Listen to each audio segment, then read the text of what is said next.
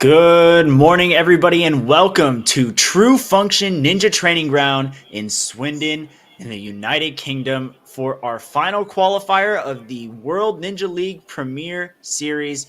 It is an incredible honor to be here, having gone to Australia after the United States, having seen many Canadians come into the United States as well to compete.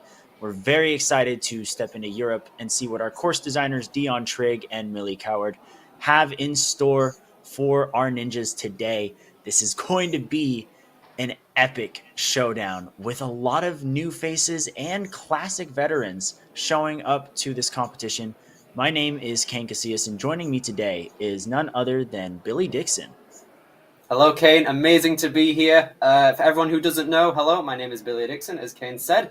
I am also a ninja sport enthusiast in the UK, so honestly, it's amazing to see so many of my own friends, my own camaraderies coming here for the Premier Series courses today. Now, here we can see the kids division. Some great quality athletes over here, I must say.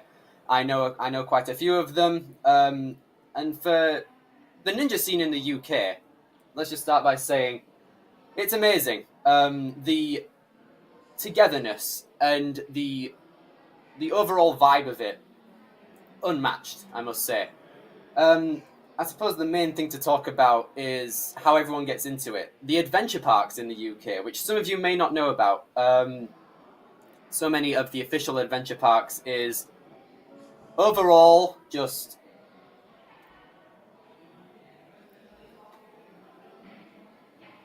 they're a great way to get so many new people into the sport as a whole. They may not be too hard for everyone, but that's a great thing because then that way, if they're so easy, then it comes out with great self-esteem and all of that good stuff. And with that comes more complex courses, so we might have more complex obstacles contained in gyms around the world, and True Function is a great example of this. Kane. Absolutely. Yeah. I mean, you said it, man. The adventure parks are a great way for kids to get into ninja. You know, they see it on TV, they want to jump into it even more. And True Function is that next step. And that's where we're going to see quite a difficulty spike. But at the same time, these kids are not just playing on little playgrounds. They are giving it their very best on obstacles like these. And we'll see which of our athletes are going to join the names on your screen right now in the Premier Series finals. But in order to get there, they're going to have to go through a pretty grueling process. And that starts with the first of our two courses, the placement course, and wraps up with our challenge course. Now, our placement course is our traditional flow course format. A lot of people know this as the furthest fastest format. If you fall one time on the course, your run is over. This is typically a shorter course. We tend to go for speed for our placement courses. Now, it's called the placement course because your place on the leaderboard determines the order that you run the challenge course in. And the challenge course is where it's where all the money lies right now. On the challenge course, our athletes are given 2 retries. You can use 1 retry per obstacle. If you fall on a retry attempt, your run ends. So in other words, there are 3 different ways that that your run ends on the challenge course. For starters, you can get the buzzer, which of course is what we want to see out of all of our athletes. It's what all of our athletes want.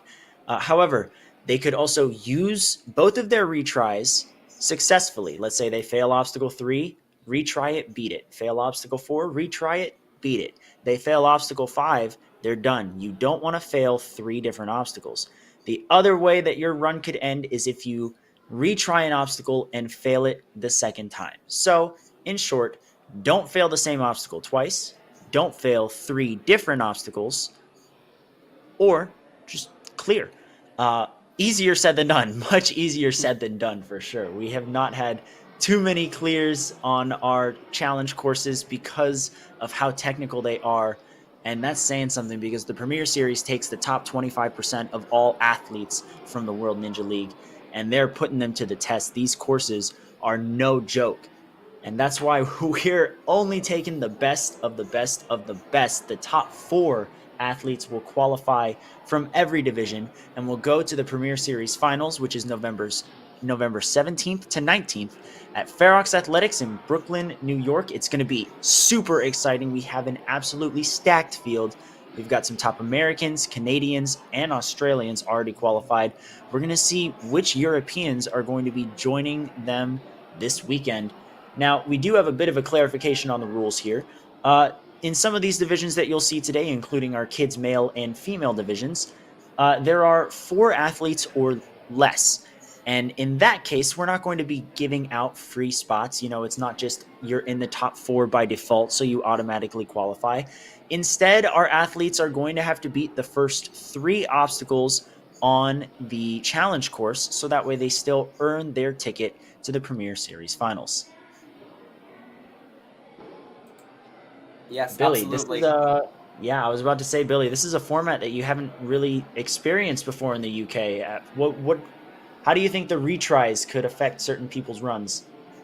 I do think for some people the retries will be very useful because overall, True Function Ninja Training Ground is a high-end level ninja gym, and it's like all of these obstacles are spec'd out to be just like you see in any other competition or championship. And due to these retries, they will be absolutely essential for some of these people. These competitors are bad because they are most certainly not. But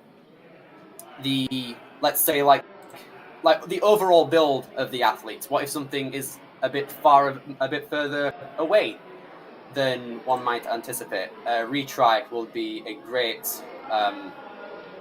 help on that in that aspect. Absolutely. Those miscalculations can be devastating when it ends your run and then you have to come back months or a year later. And being able to adjust in the middle of your run, that can definitely be a huge relief. As you can see here on your screen, we've got our run order for the placement course. We have our 5 kids athletes, and they'll be followed by our 10 mature kids athletes. But we're taking it up to the starting line where we can see our course designer, Dion Trigg, a true OG of the ninja world, the ninja sport. Looks like just providing some final clarifications for our first athlete, and that's going to be Georgina Garan. Yes, absolutely. As you're saying, Dion Trigg, a true OG of the ninja world, has been a fan of the shows and the entire franchise since the beginning, essentially. And ever since that, he has gone on to compete in a multitude of countries, such as Vietnam, Austria, Indonesia, and even Japan, and of course the UK. A true pioneer in the UK. Some would say he is the big boss of the entire ninja world in this great nation. And yeah, absolute legend. An icon, some would say.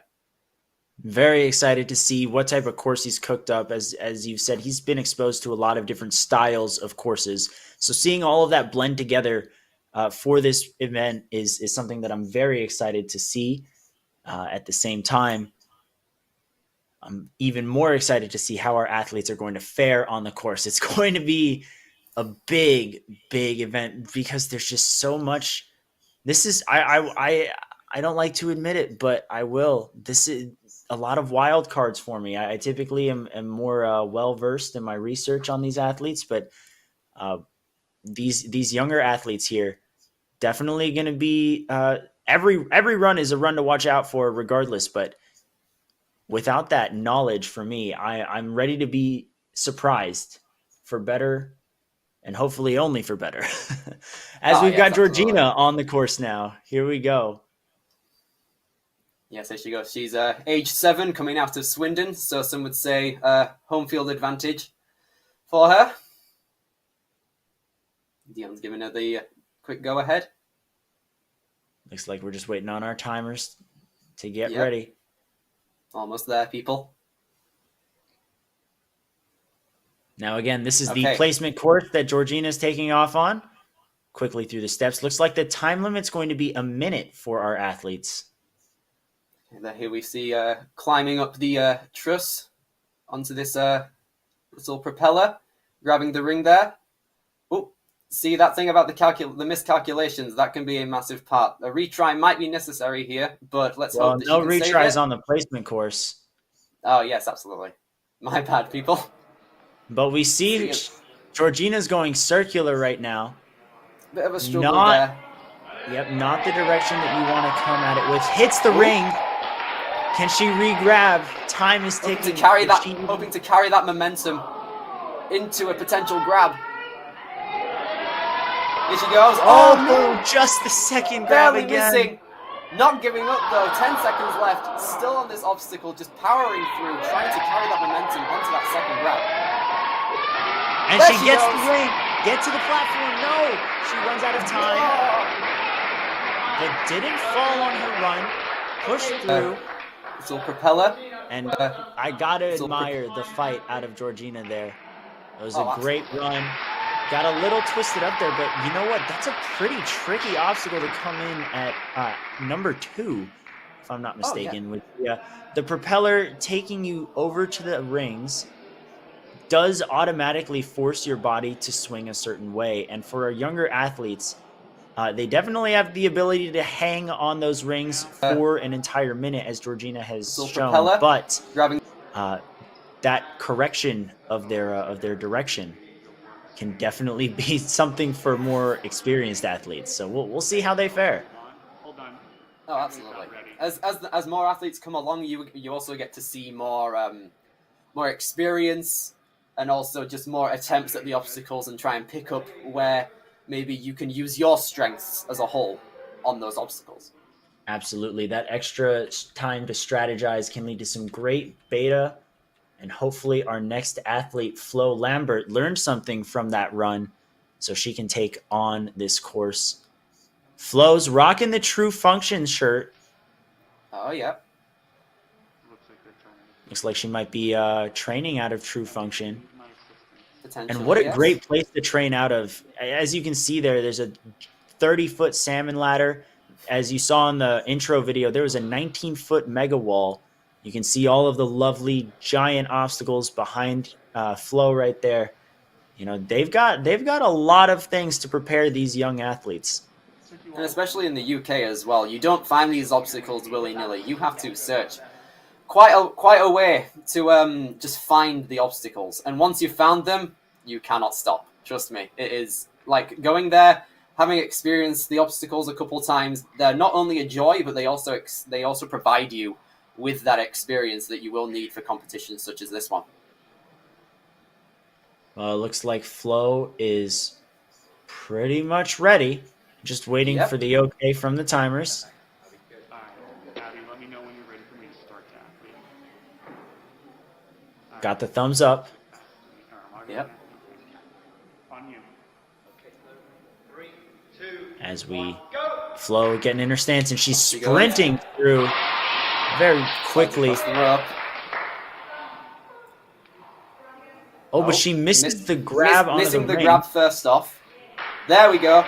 Oh, nice technique, hanging onto the propeller still to gain that momentum.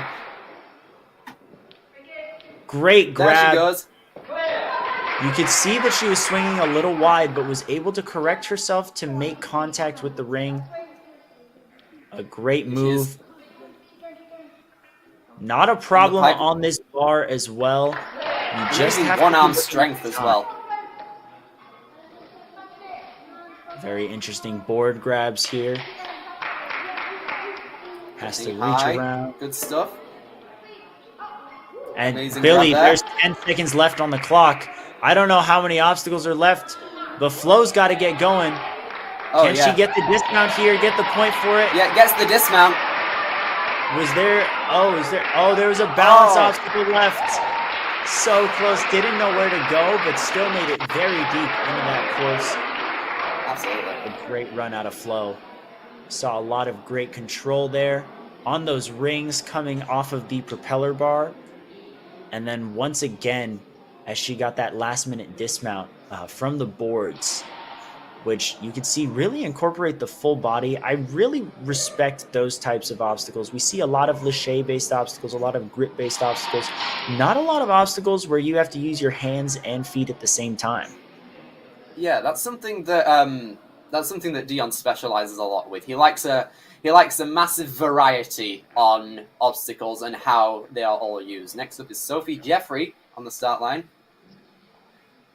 looking like she's repping a United Kingdom jersey for OCR or some form of OCR, using the classic Dion technique of the classic Dion technique of drying her hands on the floor, a dry surface. No slippery grips for anything there.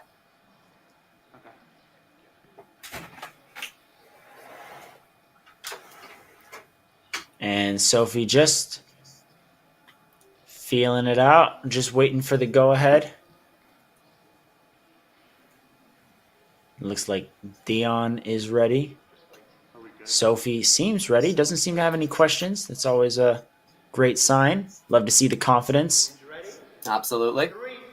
And a minute on the clock. Off she goes. Oh, but she trips. She trips on the blocks, and that ends her run. What a shock. A shame as well. And that does mean that Sophie Jeffrey will be running first on the challenge course for the kids' female division. Does put her in third. So take a look at that leaderboard that you see here. Reverse that, and that will be the run order of our kids' female division for the challenge course. Flo Lambert, who had a great run very deep into the course, will be last for the kids' female division. Getting to watch the other two athletes compete on the challenge course, possibly learn a few things before she runs herself. But Sophie Jeffrey, what a heartbreaking fall. Hopefully she can bounce back. You know what? We've seen some major comebacks. You know, some people have fallen on the first or second obstacle in the Premier Series and still managed to qualify for the Premier Series finals on the challenge course. So definitely can't rule out any of these athletes yet. Yeah, absolutely. And also, on that run we just saw out of Sophie, I could respect the fact that there may have been a sense of urgency, you know, seeing the last run before her timeout, getting through a multitude of obstacles. Can definitely play to you mentally, being like, oh, I need to kind of speed up, as opposed to a different pace formally shown. That's right. We're now transitioning into our kids' male division. It's Dara Sitare. Great swing onto the platform there. He's going to climb up to the propeller, reach out for that ring. Still holding on. Oh, but let's go. Maybe not ideal for him. And you can see that he's really kicking his feet out for that. Lachey gets the ring, but carries that momentum. Yes. I don't know, Dara. Soon. It's a great run so far, but I don't know if he has the time to walk between obstacles there. Gotta hustle just a bit. Either way, he's putting up a great display of strength here, making definitely it through not giving up. One of the floating boards. Still going. 5 seconds left. Let's see how far he can make it through. That's going to do it for Dara. Yep. Still an incredible run. Maybe needs a little bit more urgency coming into the challenge course, but at the same time, definitely shows he has what it takes to make it through a good chunk of obstacles. Oh yeah. He can definitely show that he can definitely get through the obstacles, no matter what speed he gets through. But you know, the challenge course, it can definitely determine a lot of things for our athletes. And with that does mean that we have one more athlete in our kids' male division. One more athlete in our kids' division as a whole. It is a member of Team France, Luca Santos Moreira. Now, for those who don't know, the French Ninja team had a massive contingent at the World Championship this past season. Had about 70 athletes come over. Luca put up a great performance on the first stage at the World Championship and is moving with the same urgency now. Yes, our first foreign representative in this competition. Definitely showing us that he is worth the hype coming. Oh, a little bash there into the truss, but still wanting to correct his swing. And makes it to the second obstacle with quite the urgency. Not wasting any time, really going hand over hand, but that momentum going back and forth. Now he has to stop and swing in order to get off the obstacle there. Taking a minute, but he still has time. 17 seconds. Not a huge amount of time, but definitely enough time to get through the floating board. Absolutely still time nonetheless. Oh, no! no! But he drops down. Either way, a very fast time to that point. I believe that's going to put him in first place for the kids male division. Yes. It'll just come down to time there. Yeah. As we can see here, we have the female leaderboard. Flo Lambert being the top of all kids athletes here, as she was the only athlete to complete the floating boards. But we still had some very impressive runs out of all of our athletes.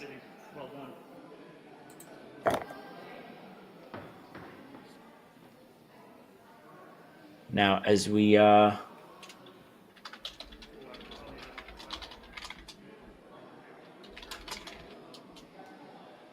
take a look back on these runs, what were some things that really stood out to you, Billy? Well, as we just saw, Luca showing that he really isn't here to mess about. Straight out the gate, just the urgency, again, mentioning that a lot of times, that is what we kind of really need in a course like this, a speed course, as some would say. Like, it definitely takes a lot mentally as well, like knowing that you have come from a foreign country can definitely toy with you before the course, after, and even during it. Absolutely. And you know what? These athletes are definitely rising to the occasion. It's going to be a very interesting run for all of these athletes, especially because we are not taking the top 4 on the challenge course. No, we as I said, we do not give out freebies here in the Premier Series. If you want to compete against the best, you have to earn your spot. And so all of our athletes are going to have to beat the first 3 obstacles of the challenge course. And we don't know what that challenge course is, but how do you think the odds are for our athletes here, given what we just saw on the placement course? Well, that's the thing. The placement course, it was only a couple of obstacles. And the challenge course, we have also just... Not only do we get new stuff to see these competitors on, but also just the fact that they get to showcase their skill in many different ways. And then that can play to the answer there, just like... Therefore, knowing how everything will work, and also what they can do to work with the obstacles, because you got to try and find that relation. You got to try and find that that kind of just how you can work with the obstacle, because you definitely can't work against it. You got to work through it, and so you can move on to the next one. Absolutely. And I'm very curious as to how our athletes are going to be working through this, because frankly, I feel like I'm underestimating every single one of them. We look at Sophie Jeffrey, who had a very shocking trip up on the first obstacle. She's going to have to run first, but as you could tell by the jersey she was repping, she definitely has experience on obstacle courses. Definitely would say that run that she just showed us was a fluke. And I don't think we're going to see the same type of mistake happen again out of her. So again, there's absolutely no one to rule out in terms of beating these first few obstacles in my mind. Very great runs, very impressive resumes from our 5 kids athletes here. And I'm very excited to see how their skills translate to this challenge course. Absolutely. And overall, like, every single person here may have experience with competition, or may not. For many people across the entire weekend, no less, it may be their first competition ever, and that is what we like to. It's what we like to see. We get to see a nice starting point for these athletes, and like see how well they are to start off with, and how they can also build over time. Absolutely. And speaking of building, we do want to thank a couple of sponsors of ours who have helped create this premier series and make it the very successful program that it has been so far. And yeah, let's take a look first at a video from one of our elite athletes, Joseph Rouse, as he talks about slap chalks. Has this ever happened to you? Where's my chalk bag? Ooh, I have a solution for that. Slap chalks! You take the chalk ball, put it in a mesh pocket, zip it up, slap, and get your chalk. Slap chalks are made right here in Springdale, Arkansas at Interform, the small batch manufacturing company. We're helping our community and providing local jobs to minorities and women of diverse backgrounds. I'm Joseph Rao, Ninja Warrior, rock climber, and the CEO of Slap Chalks.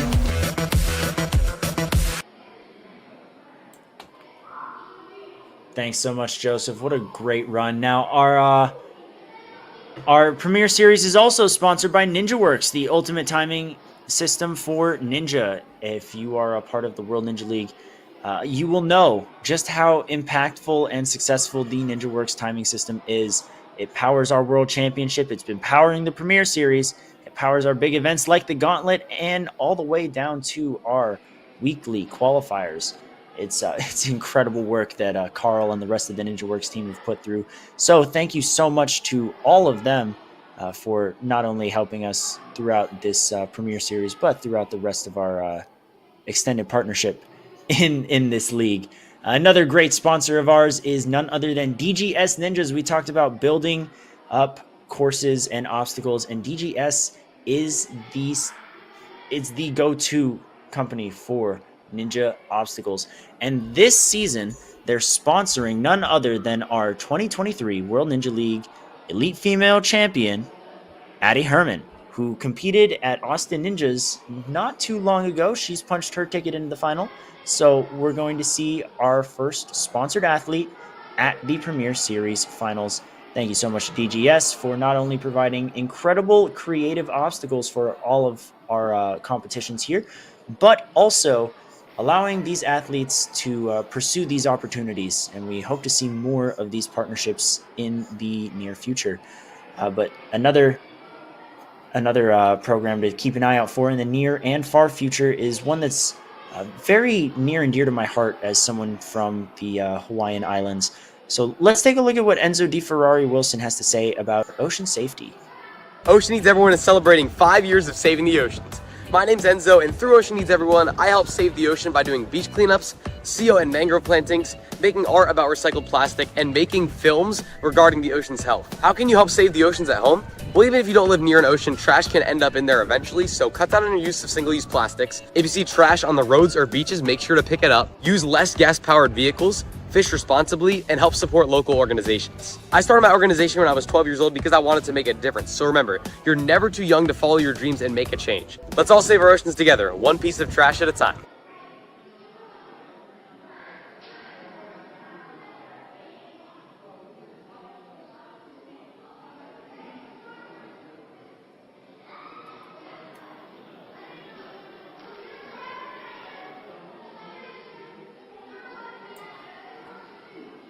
If you take a look at your screen right now, you'll see the run order for the challenge course. Now, just a quick reminder on how the challenge course works. Our athletes are going to have 2 retries each that they have to use on, or that they can use on different obstacles, which means that there are 3 different ways your run ends. You can either fail the same obstacle twice, which of course not the optimal outcome, or you can use both of your retries successfully and fail a 3rd obstacle, which also probably not what our athletes want. And of course, the one that everyone is rooting for, we could always see a buzzer. So do not fail the same obstacle twice. Do not fail 3 different obstacles. Go for that buzzer. And there we can see Dara's run. Dara had a great run up to the 5th obstacle. Now, our challenge courses are a bit more technical than our placement courses, Billy. How's the UK scene for Ninja when it comes to technique? Well, technique as a whole for Ninja is always an important feat to achieve, and the UK definitely has no exceptions there. Especially our higher level ended athletes. they study their techniques all the time. Like, I have a couple friends that are over in the elite division. They work on their technique all the time, and I'm sure it's the same for many of the divisions we have today in the kids, mature kids, and the preteens. Absolutely. We saw, I believe it was Flo wearing a True Function shirt as she ran the course. And given that she trains at True Function, definitely a great place to be learning technique, which could definitely pay off there. You can see here on the back of the screen, I'm not sure how many of these obstacles are going to be used by our younger divisions here, but you can see some holds, some ropes, some nunchucks. You can see some UFOs, the devil steps. You never know what's going to come out on these courses, but as we said, Dion has a very unique style. And Billy, you've had the chance to run on quite a few of his courses now. How would you describe Dion as a course designer?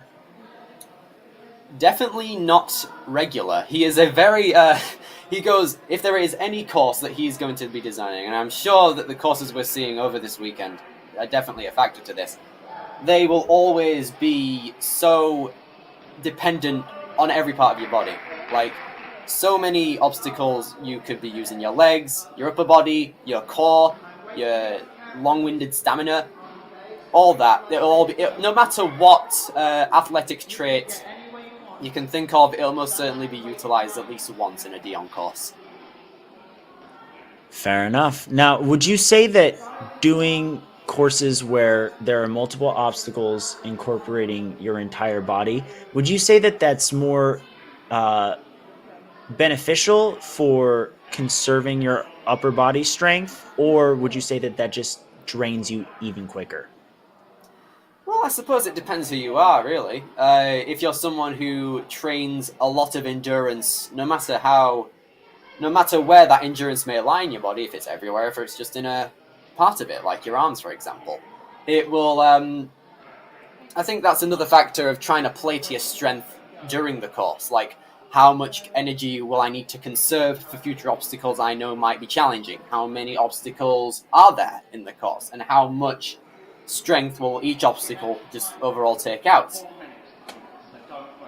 And it looks like we're about to find out the answers to that as we are about to kick off our challenge course with Sophie Jeffrey, who had a very shocking fall on the placement course. We can see the time limit's at 4 minutes. Sophie has to make it through the first 3 obstacles. Oh no! Oh no! That's okay though. She has her first We have our retry. retries. Now again, in order to make it to the Premier Series finals, our athletes have to make it past the first 3 obstacles.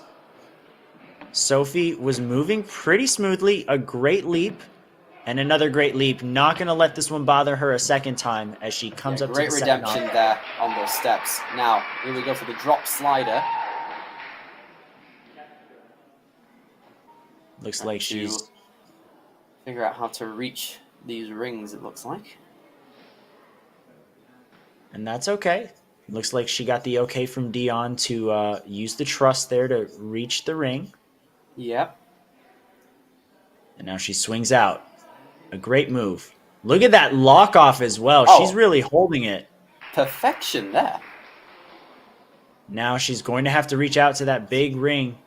Yep, good change of technique, trying to straighten out your arms during a swing. Oh, Down dear. she goes.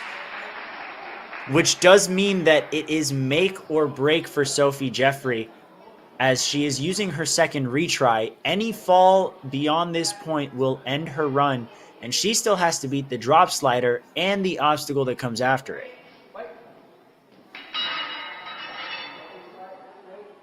Dion's still resetting the obstacles here as the timer will be reset at any point now.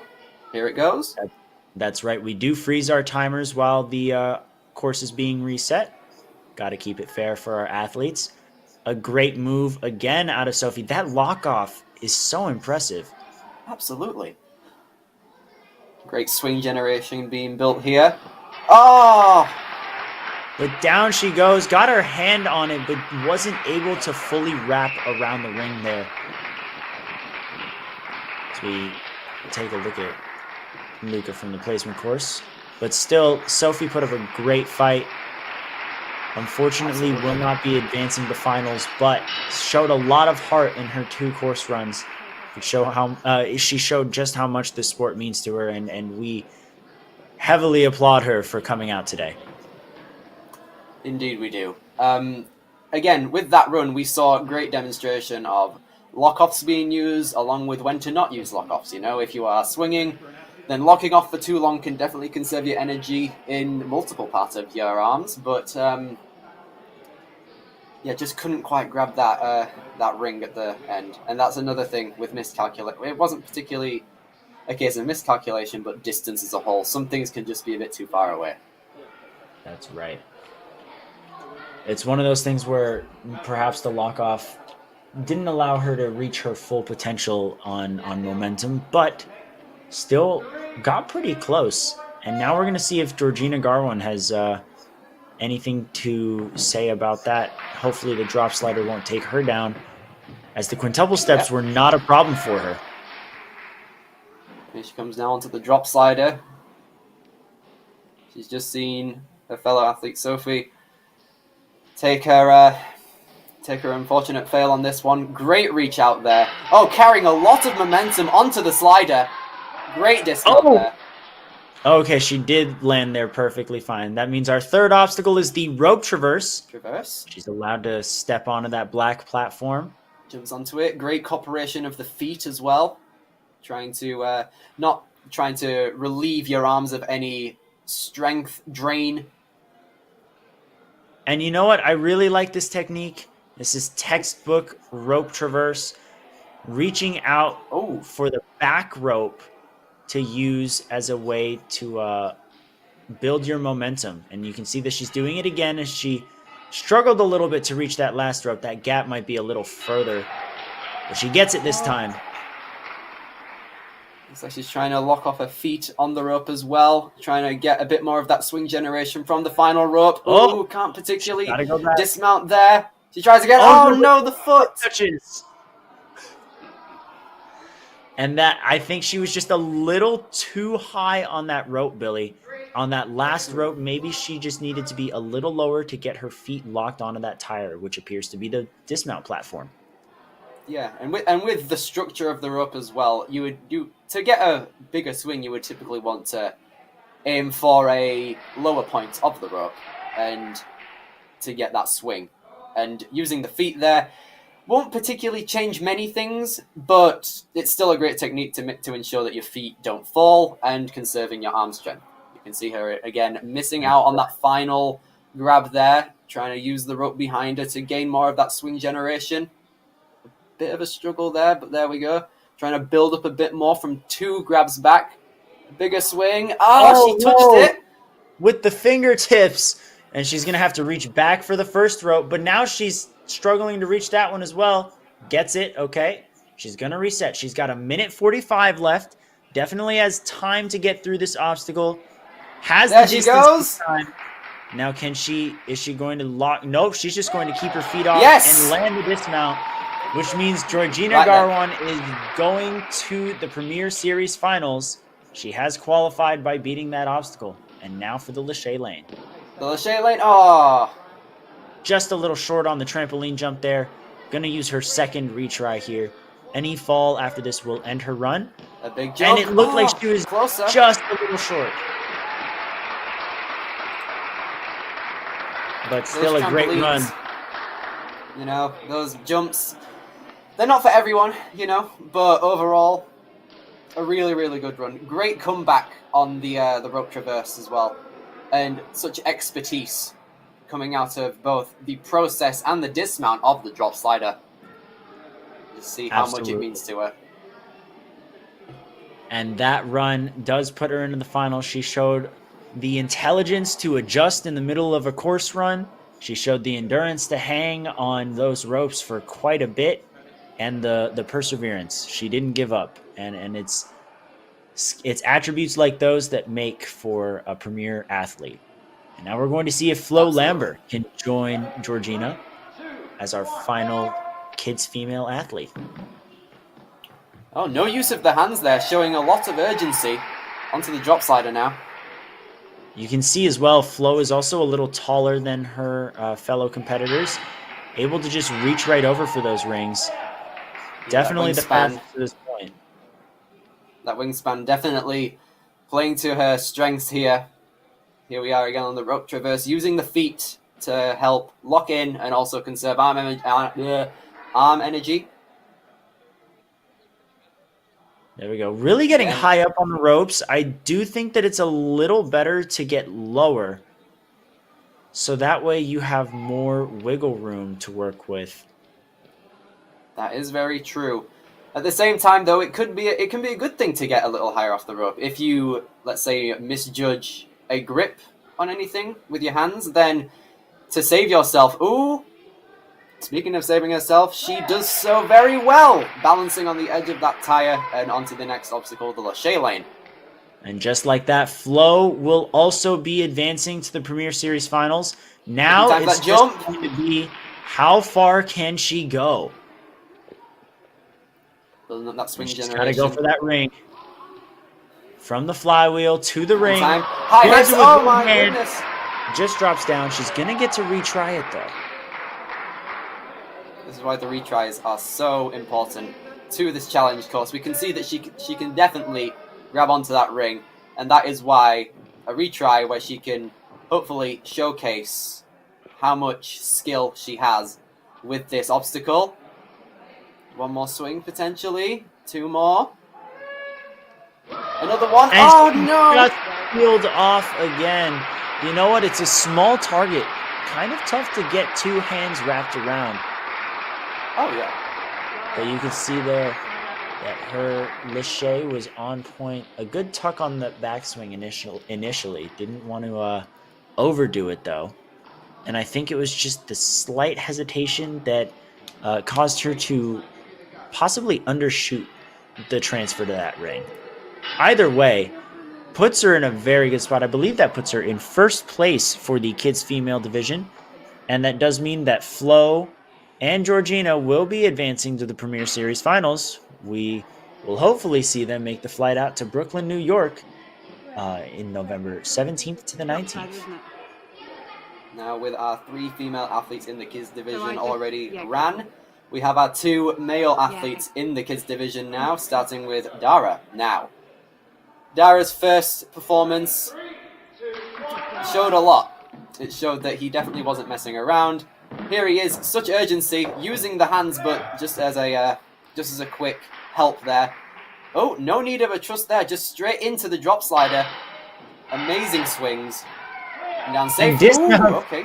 A little aggressive on the dismount, but he makes it work. He's going to jump for the rope, and I like it. He's going to immediately use the momentum.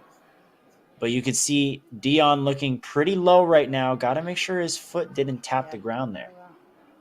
Yep, and that's another thing. That's why I believe that these kids are getting a higher grab on these ropes, making sure that that doesn't happen, which I do respect, to be honest, being low. It's definitely a risk, with the bonus of more momentum being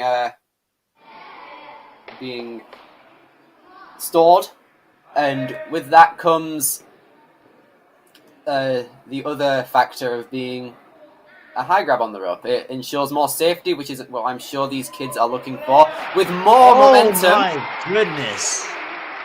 How? Well, it is amazing that he managed to keep his feet above the ground there. And with that incredible dismount, Dara is qualified for the finals. Oh!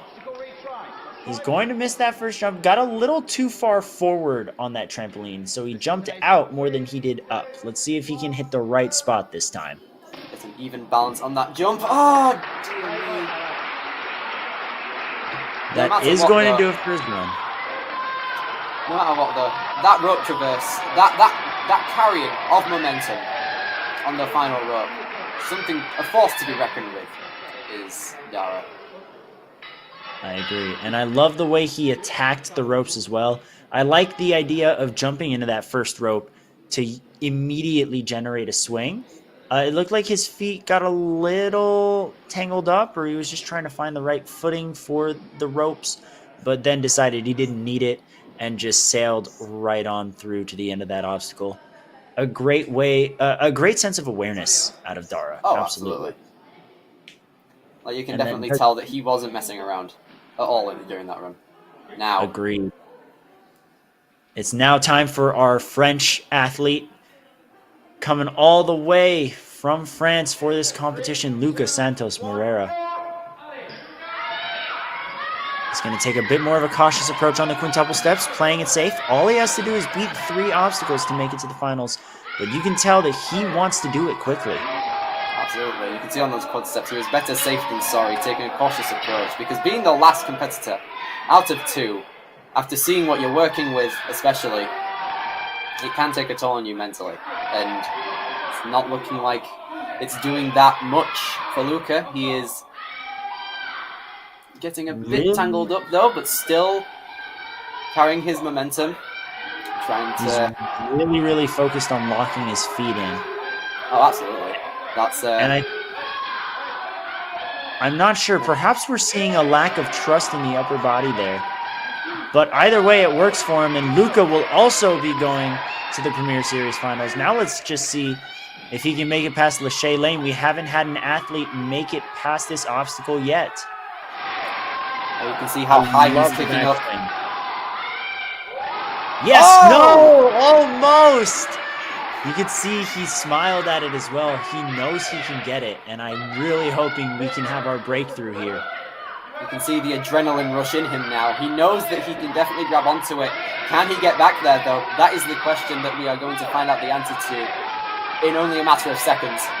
As he's bringing up again. Oh, no! Oh, just misgrabbed with the left hand. You can tell, you can see that he grabbed the top part of that ring, while his right hand grabbed the bottom. Kind of knocked it askew, but still managed to put up a great run. A very dynamic Lachey as well. Oh, yeah. That Lachey technique, definitely something to be reckoned with, especially with kids at this age, you know, like, especially with less experience as opposed to some people in the elite division, for example. Definitely a sign of great things to come in the future. Absolutely. And so congratulations to all 4 of our athletes today who have qualified. Our 2 female athletes in the kids division, Georgina Garwan and Flo Lambert, as well as our 2 male athletes in the kids division, Dara Satare and Luca Santos Moreira. We're going to see quite a few European representatives in the Premier Series finals now, thanks to them. And we're only getting started, guys. Be sure to stick around, because throughout this weekend, we're going to be ramping up the competition. We're going to be making the obstacles even tougher. We're going to have some big names coming in, specifically 2 very big elite competitors that Billy and I know pretty well. Yes. But before we get to that, we do have 10 mature kids athletes stepping up to the plate. We have 2 in the mature kids female division and 8 in the male division.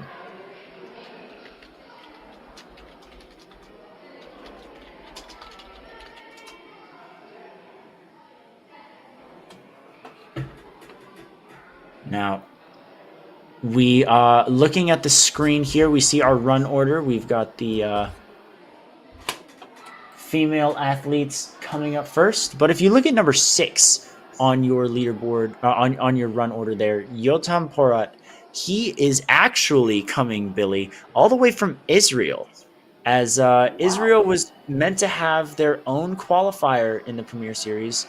Unfortunately, circumstances have not allowed us to host that competition. We wish nothing but the best for everyone in Israel.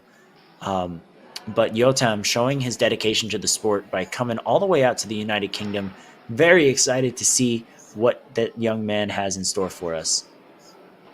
Yes, not only Yotam, but everyone else. You can see just by just looking at the leaderboard, we may have quite a bit of foreign representation that filled with people who aren't from the UK, who are not British, and that is what we like to see. This was meant to be a European Premier Series qualifier, and that has definitely not been disregarded. We love to see the international representatives come out here and hopefully give out a really, really good performance.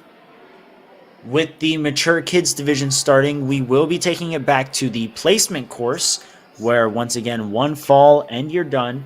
We did not see a buzzer in the kids division on the placement course, but we did see a lot of deep runs into there. We'll see possibly if we can get our first buzzer out of any of these 10 athletes on your screen right now. Just going over some final technicalities, some rules clarifications, everything else. Our athletes are pretty much ready to go. Yep. Now, now. the real question is, are they going to adjust the course for these older kids, or are they going to keep the sizing mostly the same? Looks like there will be, we just had word that there are going to be no course changes, so the mature kids will be running the same course as the kids division. All right. So hopefully, more opportunities for potentially more obstacles being showcased, and the ultimate dream, which is, of course, a clear. Absolutely. And it looks like we will instead be starting with the mature kids male division. So this is, I believe this is Harvey Montague on the course right now.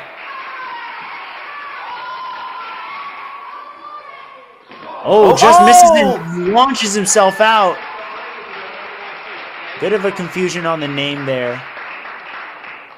But still a great run from Harvey. Came in hot and heavy and just came in with a little too much force on that propeller bar. Yeah. Then again, though, it's still not over for him. He can. It's important to forget that this flow course does not determine many things. It determines the run order, which can definitely toy with many things, but it's definitely not the end for any athletes after this course in particular. They can still showcase their skill to the nth degree. Absolutely. No one gets eliminated after this course. And of course, it could be a little bit more of an advantage to be later in the run order for the challenge course. But as you're saying, Billy, it's far from the end for these athletes. Harvey may have had an early slip up, but as we just saw, we saw Georgina fall on the same obstacle and still managed to fight her way into the finals. So it's definitely not over for Harvey. Yes, absolutely. And I'm sure that may well be the case for many other athletes throughout the entire competition this weekend. The flow course format, deciding the run order, it can definitely relieve a bit of energy and a bit of pressure, knowing that it only decides that. It may not only decide that, but that is what a lot of people coming into this competition definitely look at it as. And it looks like now we're jumping into our mature kids female division. Oh wait, is this Maha Kortarska? Just making sure the names are aligned here properly.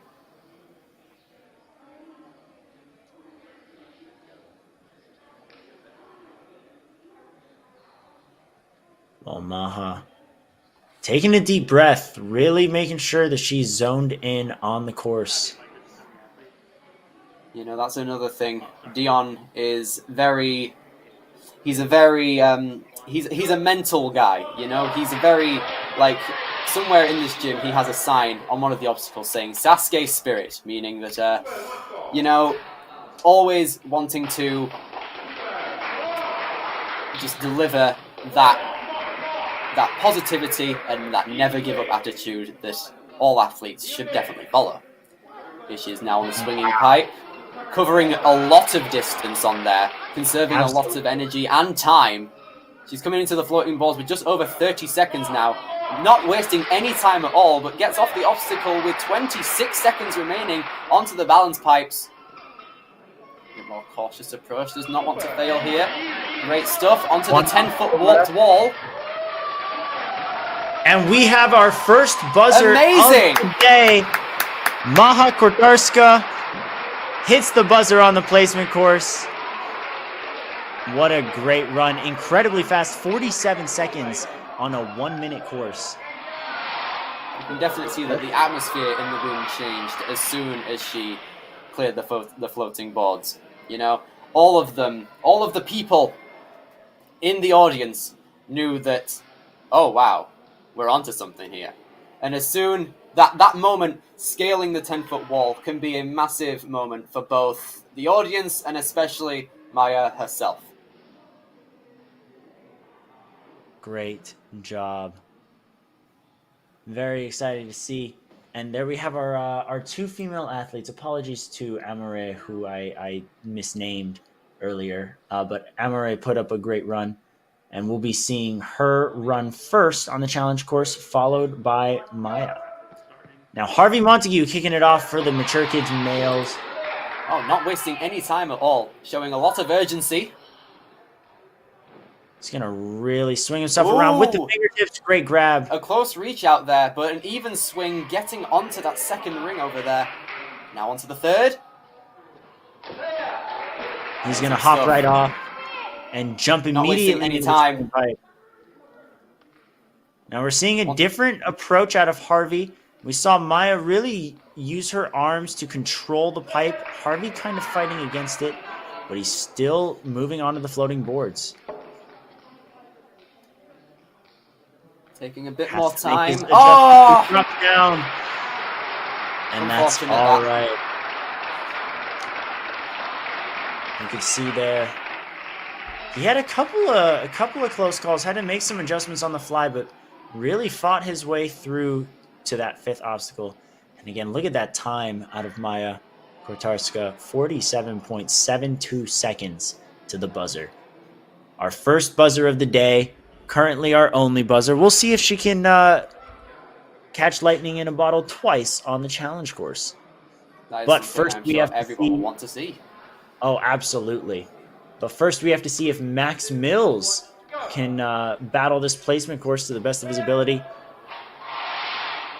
On through that rope slider. Struggling to get that propeller going, but making his way around the second time, pushing off the truss. An amazing pullback. Once again, you can see Max wearing a True Function shirt. Tell that he's definitely got a bit of an advantage. You can tell that he's feeling and moving very comfortably on these obstacles. Those grabs very quickly on the swinging pipe onto the floating boards. Now one hand arm on the ring. Okay. Yeah, so he's he really very wants to make his right way now through these floating boards. Well, you know what? A buzzer is not out of the question for him. He's just got to get out of there very quickly. Oh, he's wanting to pull back on the other board. He kind of has to. And unfortunately, that's going to do it for him. 1 second left. He gets the dismount, so he will be marked as beating the fifth obstacle. But it was looking so good. I almost thought he had the buzzer in sight. Yeah. You could tell how much momentum was being carried there. Like, he definitely didn't want to stop at all. Well, now we're going to take it back over to the starting platform for our third runner, none other than Harry Jeffrey.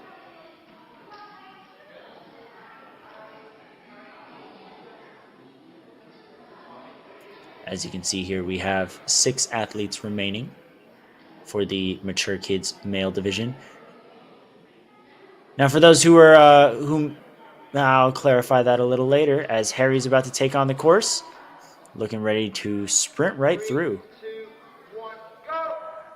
In a position to efficiently carry his way through a massive jump onto the propeller ring swing. Oh, perfect. Low hanging there. Perfect alignment. Skipping the final ring, showing a lot of trust in his upper body. Covering a lot of distance on the swinging pipe as well. A massive swing generating from that with an idea. Oh my goodness! Threw himself back a little too much. What a save! I think his wrist got a little stuck over that bar. He overgrabbed it, but he managed to recover, and he's still putting up an incredible time to this point. onto the balance pipes with just 20 seconds left. Over that And you know what? Up the 10-foot walked wall. Look at what we've got, everybody. Our second clear of the day. 48.4 seconds for Harry Jeffrey. What an incredible run. Even with a couple of extra swings that you could tell he didn't plan, everything else was executed to perfection. And I just want to take a look at a replay of his run again. His moves on those rings was perfect, came out perfectly straight from the propeller bar. Some of the best alignment we've seen so far. Even that extra swing on that swinging pipe didn't stop him. He made it there sub 50. Now, the real question is, we've seen 2 runs sub 50, Billy. Are we going to see a sub 45? I would definitely like to think so. And I'm also very excited to see how Max... No, my mistake. I am sorry. I am very excited to see how Harry is able to get on in the challenge course. I very much so think he is able to. He will deliver. I have very high hopes for Harry in the challenge course. Now, next up is our Israeli representative of this competition, Yotam Porat. Yotam already taking off. As we were saying earlier, we have had quite a few Israeli ninjas. I really like that approach on the propeller bar, and he goes for the dismount just like Harry. That's sub 45 you were talking about. He does not mess about here today. My goodness. Jumping right into the floating boards, not even giving me enough time to praise him and his training partners. He's just sailing through this. I was about to say, we've seen many ninjas from Israel compete in the Premier Series, all to give their shot at qualifying, and Yotam could be the very person that comes and clutches up. He hops down, but still puts him in second place for the time being, coming into the challenge course. Definitely someone to keep an eye out for. He's got his head down, but he has so much to be proud of from that run. Oh, absolutely. Absolutely, just you can definitely tell around the propeller bar and definitely on the swinging pipe. Such efficiency, and he just kept cool, calm and collected throughout the entire course. Unfortunately, up until those balance poles, massive shame about that. But it's not over yet. He still has the challenge course to go through, which there is a lot of potential in all of these kids, but Yotam especially, with that demonstrated speed. Another athlete to keep your eyes out for is Mickey Doyle, who's out on the course right now, rocking the True Function shirt. We'll be seeing his father actually compete in the amateur division tomorrow, but right now it is Mickey's time to shine, and he is not wasting a second. A small, looked like a drop there onto the ring, but still manages to keep his head above the ground. And he's onto the next obstacle, swinging pipe. How much distance can be covered here? A massive swing there. Could be. He's looking at that dismount. Still a massive jump there. And you know what? He wasn't moving incredibly efficient on the propeller obstacle there. That caught him up quite a bit. Helped him save a couple of seconds. Absolutely. Definitely making up for that lost speed now. But with only 14 seconds left, trying to regain that momentum from the other floating board to get onto that platform with 7 seconds left. Let's see how far he can make it. A one-arm swing. Such efficiency. No resting whatsoever into the balance. And he runs out of time. Didn't have a problem beating the obstacle. Just was a couple seconds off pace. And that is where he fumbled a little bit just on those rings after the propeller bar. But everything else was so clean. Oh, what could have been, Billy. Then again, I sound like a broken record here, but the challenge course is inevitable. So we will see Mickey, and currently he is in 3rd place, but that could change as Matthew Clark takes on the course. Definitely looking calm, coming out of West Sussex. We've seen a lot of home representatives from Swindon, but it's great to see not only the international presence, but the other national presence coming out of a lot of places, but that momentum has been regained as Matthew Clark is making his way through the propeller ring swing. A bit of a slow dismount, but still making it onto the swinging pipe with a large amount of urgency coming through. And if you just look at his face right now, Billy, he looks so calm about it. He's moving efficiently. He's not wasting time. He still has 30 seconds remaining, but he just looks so unfazed by these obstacles. He's not. You can tell that this kid is not under pressure at all, and that's something I really respect. That skill to not be under pressure when not only are you on a course for your own benefit, but you're also in front of an audience, which can definitely toy with a lot of people mentally. 5 seconds left coming onto the balance. Oh, but he steps off. Just rushing, and I think that's a common thing we've seen on this balance obstacle. A lot of rushing, but still a great run that I do believe puts him in the top 3. Again, made it look effortless as he was just so calm through all of that course. Taking a look at the leaderboard now, Matthew is currently in 3rd place with 2 more athletes to go. Harry Jeffrey still our only clear in the mature kids male division, as we've got another French athlete, Romeo Land, coming out of Nantes. There we go. Romeo showing a lot of urgency. Deciding what approach to take to this obstacle, which can benefit you, because if you come into it on the obstacle not knowing what to do next, it can lose you a bit of time. But he's definitely making up for that time now. Oh, no, hang on. He's one-handed. He pushes off. Oh, but he's circular. You can see him waving his arm. Amazing save. You can tell that this run isn't going the way that he wanted, but he's definitely making the most of it right now. Very, very big moves on the swinging pipe. And he's going to regenerate some swing here, get the dismount, and he's not wasting a second. He knows he's got time to make up now, Billy. Yes. Oh! A small slip off of the floating boards. What a save. What a grab. Absolutely. Oh my goodness. Definitely one of the highlights of this competition so far that wasn't a clear. And that's going to put Romeo in 7th at the moment. Currently, he's running this first for the men, but we've got another French athlete, Shane de Oliveira. Just waiting for the go-ahead from Dion. Might need a final obstacle reset. And here we go. Shane now on the course. Quick hop right through the rope slider. Taking a clockwise approach to the propeller ring swing. Oh, missing that grab. He's going to reach for the propeller bar. He's wanting to propel it back. Oh, and he does so with such expertise. Very great resourcefulness and awareness there. Amazing stuff now. He knows that he has 30 seconds left. That is still a bit of time to potentially clear. Oh! Oh, save it! Great move out of Shane. Now, us in the commentary booth, we couldn't particularly see because of that truss, but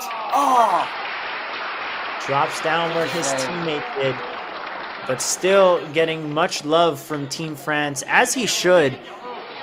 These guys are showing so much expertise and the ability to make adjustments on the fly, and that is something that can be incredibly important for the challenge course. Yeah, for many ninjas, that may be a massive thing to just not get used to over time, but these French kids, they are just showing that they are most certainly able to adapt to basically anything. They're incredible. Well, this is your final leaderboard for the placement course of the Mature Kids Male Division. Take a look at your leaderboard with Harry Jeffrey on top, Romeo Land at the 8th position here. Flip that order, and that is the order you will see them run our challenge course. So Romeo will be kicking it off for the Mature Kids Male Division, while Harry will be our final runner. Just before him is our Israeli representative Yotam Porat, as well as other heavyweights Matthew Clark, Mickey Doyle, and Max Mills. We've got a lot of strong athletes coming up, and that's not even including our two female athletes who absolutely crushed the course. I want to take a look once again at Maya's run, because Maya not only was our first clear of the day, she's actually our fastest clear on the placement course so far. Granted, it's by, I think, about less than a second. She had a clear in 47 seconds, Harry in 48. But Maya, taking first place overall right now, not an easy thing to do in any division. What a great Absolutely. move. Such confidence as well, not phased at all by any pressure while she hits that buzzer. Yes, great. Barely Getting high. breaking a sweat as well. Oh, yeah. I'm very excited to see how far she goes, especially because for our Mature Kids female athletes, Amore and Maya, they have to beat the third obstacle, which is the rope traverse. We'll see not only how quickly can they do it, but also, how much energy do they have left for the rest of the course after those first three obstacles. Very excited to see. I would like to think that an adrenaline rush from those runs over there will definitely carry forward into the challenge course, and hopefully we'll get to see some reasonable progression there through the challenge course, because with the kids division we went as far as the wheel obstacle, and I can guarantee some of these mature kids will definitely get past that. Absolutely. And one of those athletes that I think definitely can do that is Matthew Clark, who put up a great run on the placement course, was just had like a couple of little slip ups here and there on the rings. And then from there, it was just smooth sailing. Had he just touched up a couple of things in his run, we would have seen a buzzer out of him. And I think that he definitely has the potential to clear. We're seeing a lot of poise out of these younger athletes, which is something that really does make up for a lack of experience, or perhaps a lack of strength in specific areas, or a lack of technique. If you can stay calm under pressure, you can really make some recoveries and adjustments without ever really having to worry on the course. And that is huge in any course, not just any placement course or any challenge course, any course or obstacle or any life scenario. If you're able to just keep everything under pressure, you can do very well. And that is something that Ninja is great at displaying. The adaptation that you can have in life as a whole through Ninja is amazing, and that is what we are all about as a league. Absolutely. And you can see there our course designers just fastening some screws and bolts into the truss using the old power drill, making sure everything's nice and ready for our athletes.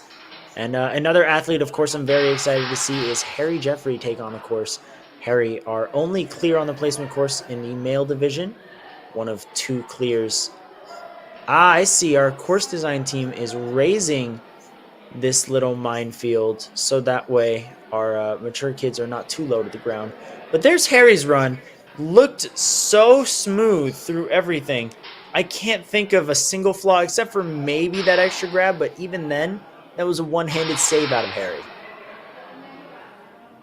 Absolutely. And just like you can see there, the Sasuke spirit, that is something that Harry definitely had in him throughout that run. Just never giving up. And just persevering throughout everything and keeping calm. Again, that's a massive aspect of just Ninja as a whole. Just keeping calm, having a good time, and hitting buzzers. Well, with that, we are going to head into our challenge course very shortly. But while we wait, there are quite a few people we want to thank. Those being our sponsors, one of them being none other than Mr. Joseph Rouse with his product. Take a look at this video and enjoy Slapchalks.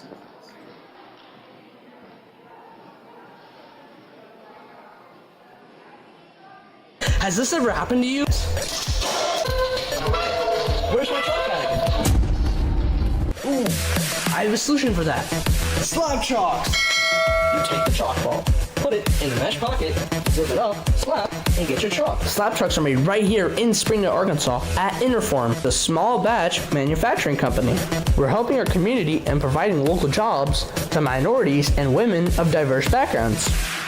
I'm Joseph Rao, Ninja Warrior, rock climber, and the CEO of Slap Chalks.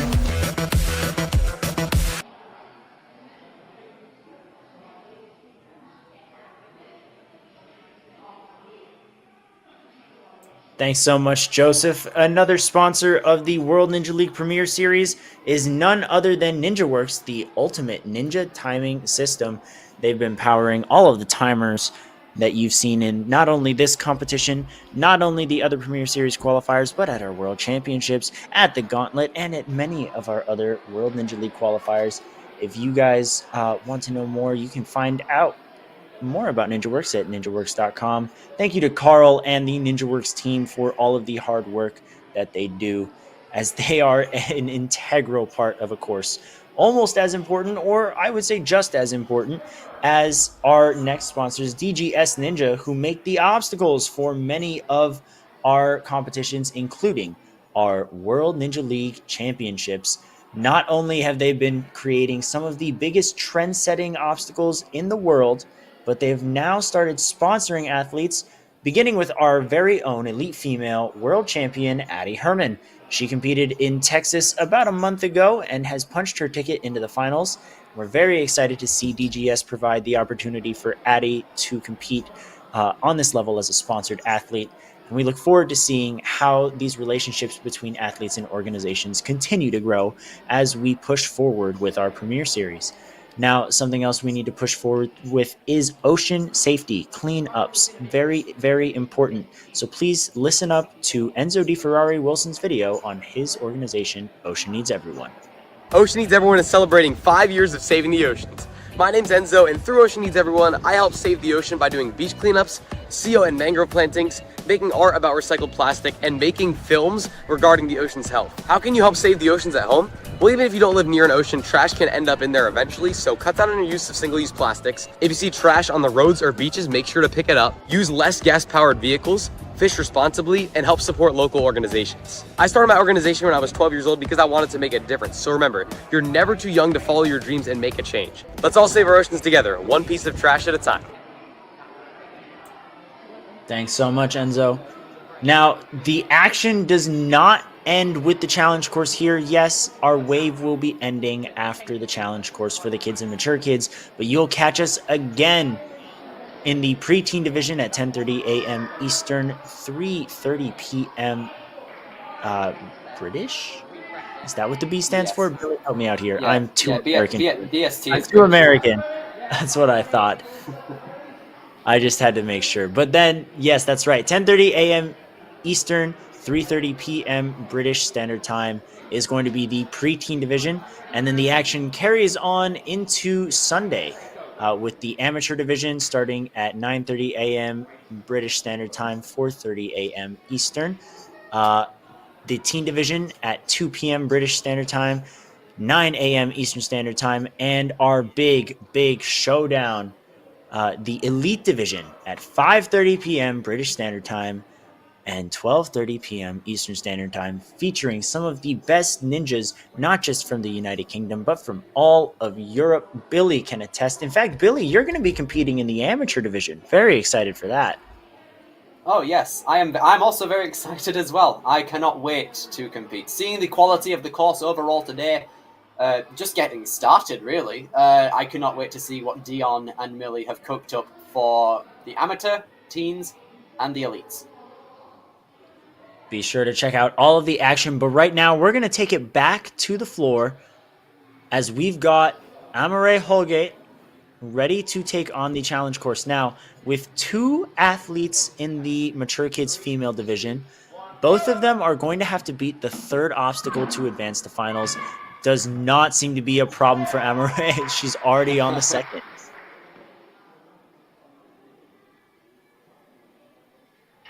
Good reach over. Big pull back.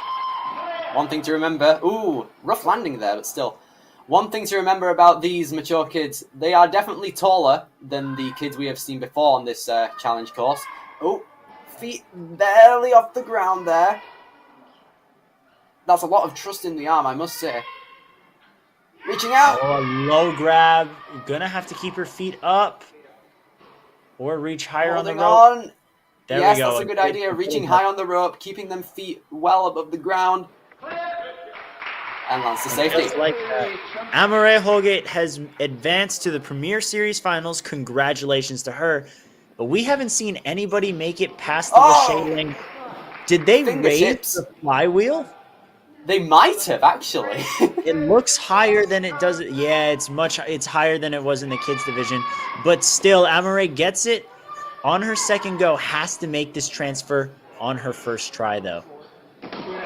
Oh. Down she goes. That is going to end her run. Still, the Lachey lane remains undefeated, but I have high hopes given the skills that we're seeing out of our athletes today. Oh, I have the high hopes as well. I cannot wait to see what comes next. And next up, we have Maya. Now, Maya's run was the first clear in the placement course, displaying speed, awareness, and overall just swagger throughout all of it, you know? And I cannot wait to see what happens on this challenge course. Now Maya already getting ready. She moved very fast, had the fastest time on the placement course across any division so far today, and is looking to use that speed to carry on through the quintuple steps. Not a problem. Gonna make a quick reach for the drop slider. And a great move there. Quick dismount. And now coming Amazing up stuff. to the rope traverse. Not even using her feet at all. Really not wasting a second. 25 seconds through 3 obstacles. Maya, who's now advanced to the Premier Series Finals, is making a huge case as to why she is one to be watched. And that is the first one to grab that ring. of the day! And has dismounted. The next obstacle is the shuriken flip. Now, An agility obstacle. fast approach and amazing display. Now, we have the globe grasper. Oh, just a wee bit of trouble. That is a great trademark right there. Oh, there we go. Now starting to skip some holds as Quickly. Maya is putting on a clinic onto obstacle 7 of 9, the pole grasper, with 2 minutes and 40 seconds remaining, Billy. It's also important to note that she has had no retries as of yet, and these obstacles in particular are obstacles where retries may be a massive advantage, depending on if you fail them or not, which Maya does not seem to be on par to do at all. Wow, look What a, at the blitz as she just so controlled. Now for hanging alley. She's going to grab onto that first rope hold. So it looks like she's capping the ropes on there. Not a Great problem. expertise. And now our final obstacle, the double spinner. Ooh, now you really want to grab very evenly on the sides so that way you prevent what's happening to Maya right now. While these discs are a little off axis and will spin on you, if your hands are even, you can prevent them from spinning as much. But Maya's just going to go for it right now. Nope, she's going to drop down. That's okay. She still has her retry and 1 minute and 40 seconds left on the clock. Here we go. There we go. A much more even grab. Tried to link it. Trying to Wanted link to it right there. open. Nevertheless, though, what an amazing run out of Maya Kotaska. Absolutely. From front to back, everything was just amazing. Like, the expertise shown being the first person throughout the entire day to make it past that flying wheel. Shuriken flip as well. Just, like that motion of just running without any worry of losing your balance, especially on those flips there, incredible. That's something that can be quite hard to master, honestly. And she has my praise. Absolutely. That does mean that both Amore and Maya will be advancing to the Premier Series finals, but as Romeo kicks off the Mature Kids male division, because we have more than 4 athletes, we have 8 in this division, only the top 4 will advance to the finals. So Romeo has a lot of pressure on him going first in this division.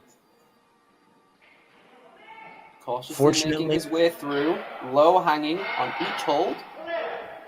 Neat landing there. Fortunately, Romeo has had some time to watch the kids and the Mature Kids female divisions all run this course. He might have been able to strategize a bit more.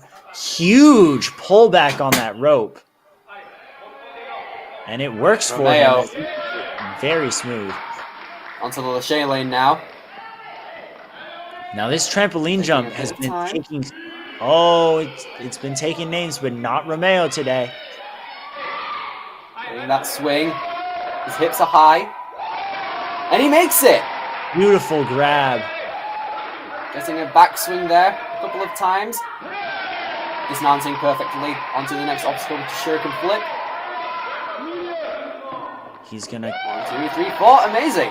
Right over them. Up to the globe And grasper now. Skipping though.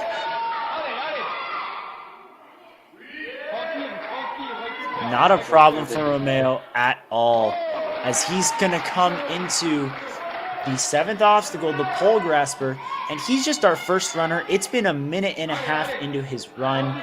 He is putting the pressure on every other athlete who's coming after him. He is throwing down the gauntlet. Romeo is going very far into this course, and it's very likely that you're gonna have to make it as far as Romeo's going, if not further, to get into that top 4 and qualify for finals. Absolutely. Oh, it's slipping slightly there. Might have to climb back up if he wants it. Okay, he's using one of his retries here. Smart decision, if I'm going to be completely honest. He now knows how the poles feel and also the distances between them. And it's also a hard task to manage the flexibility as well. Absolutely. Just that approach on the transition between the 3rd and 4th pole, that seems to be what stumped him. Perhaps now that he knows what approaches do not work, he can come up with something that will. He might be going for a jump here. I don't know, Billy. His feet and legs. He can't exactly reach it. He might be trying to push off the pole. Might have to. Have to use his legs. Oh, barely missing it! I just think... I don't think he fully committed to that, and I think if he had hopped, yes, but I can also understand the hesitation. True, and also you can't forget that the poles, they are very thin in comparison to literally any other thing you can put your feet onto. And, like, overall, that was a solid run as well. Definitely a great baseline for all of the other mature kid males in this division today. And that includes none other than Romeo's teammate, Shane de Oliveira, who now knows he's going to have to make it pretty far into this course to have a shot at the top 4. Oh, but his shoe came off as soon as he jumped onto the step. Adjusting his shoe mid-obstacle. Such professionalism. And I've been on about this all day. The French competitors, they are extremely well adaptive.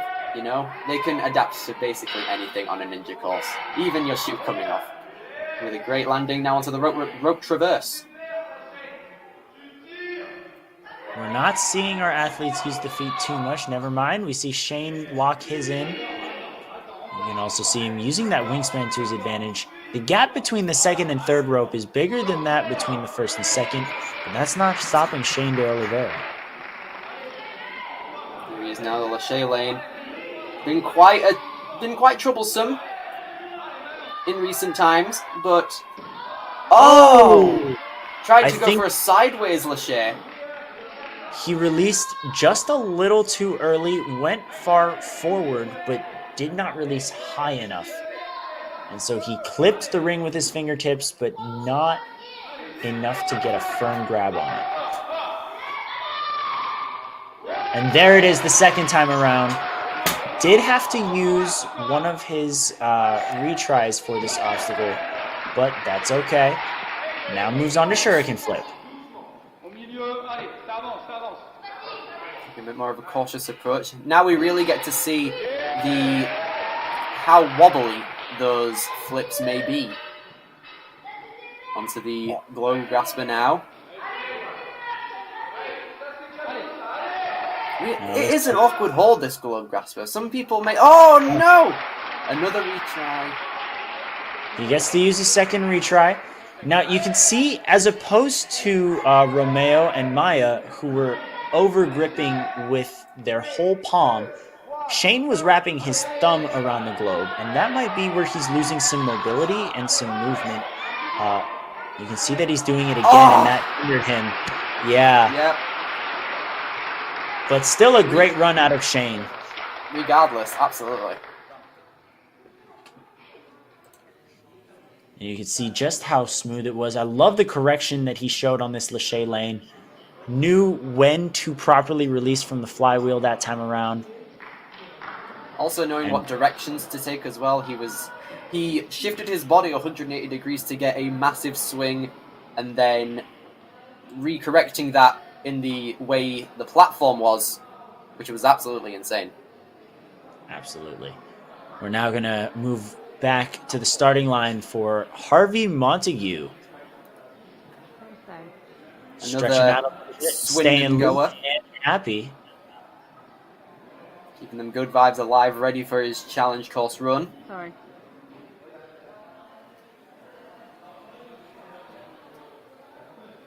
Shaking out, taking a deep breath.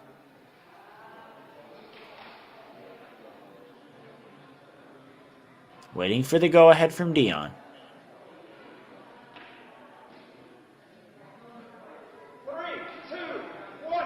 And on goes Harvey. Oh wow!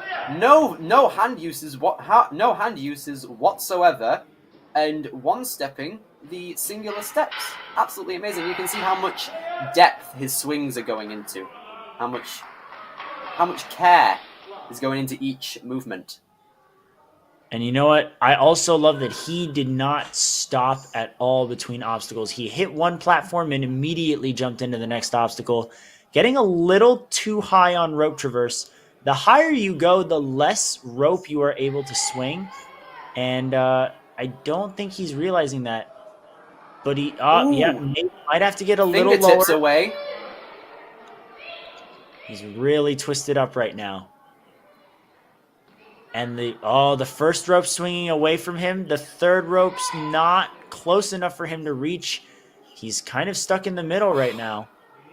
This might be the time to take a tactical drop, save yourself some time.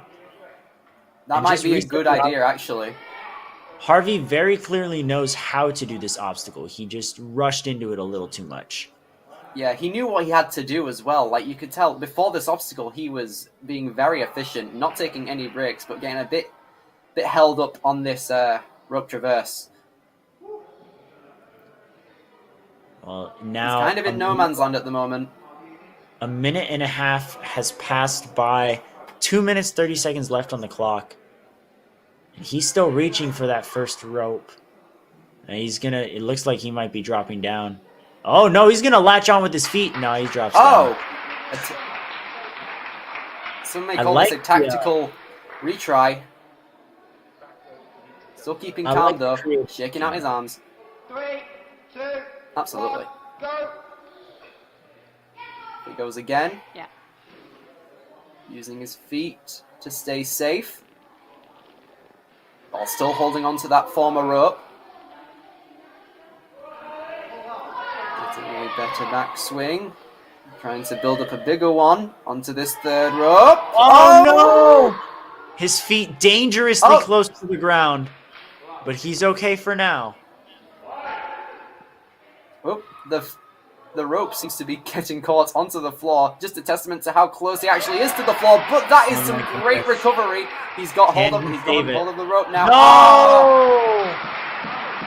It was such a hard fight for Harvey Montague. And it's going to end on the third obstacle. Still a great effort. And still smiling as well. That was crazy. No, he had a nail biter right there on that second attempt. Oh, yeah. Super low. Just cut short, unfortunately. We're now going to take it over to our fourth competitor in the mature kids male division, Max Mills.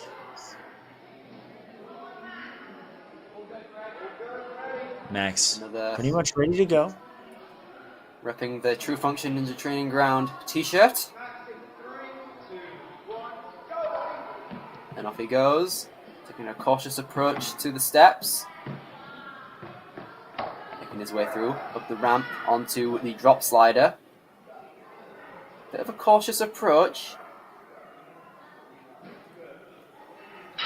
Massive swings onto the slider. A one-arm slide! Whoa! Ooh! That was a rough landing, but he has to retry it. That was a fail. Yeah, his arm did not cross the plane, touched back on the red there. So he's going to have to try this obstacle again. It might catch up to him, but you can see that the time has stopped, waiting for those rings to be stabilized. And now his timer's resumed. Max Mills has to beat this or his run ends. Oh, but he drops down too early. Oh! And that's going to end Max Mills' run. How You can unfortunate.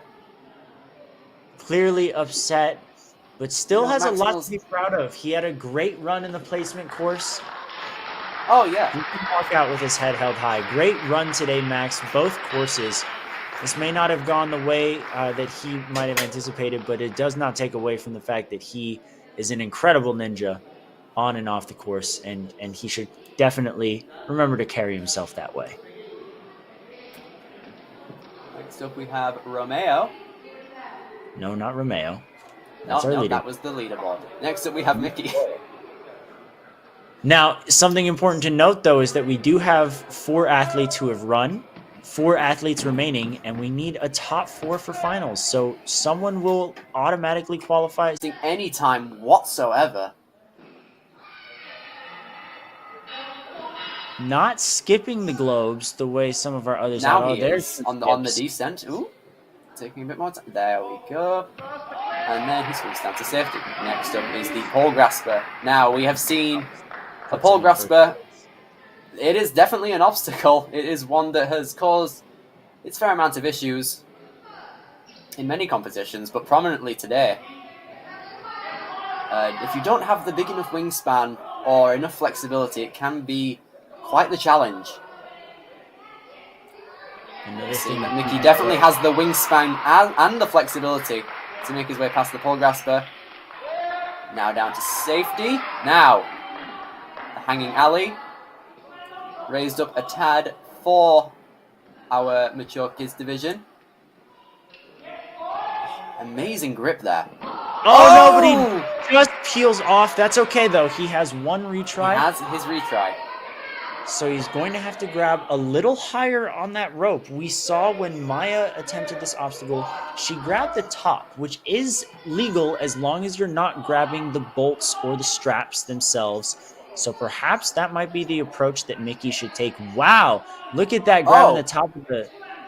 Interesting technique there, and it works for him as Mickey He's on to the final obstacle.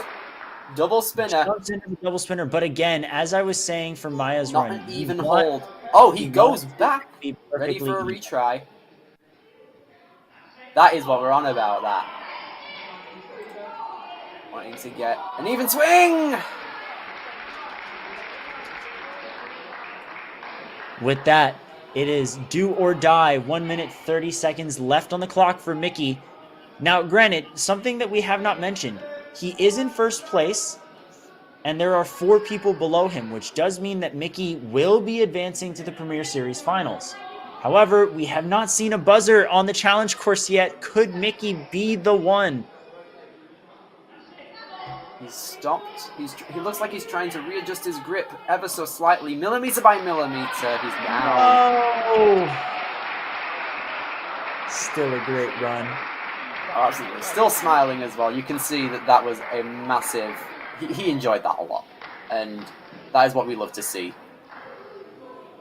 That's right. And hopefully, because he has now qualified for the finals, hopefully Mickey makes the trip out, as he attacked this course with so much speed and urgency that it was just, wow. You know, it's something that I want to see against more of these top athletes who have competed in past qualifiers.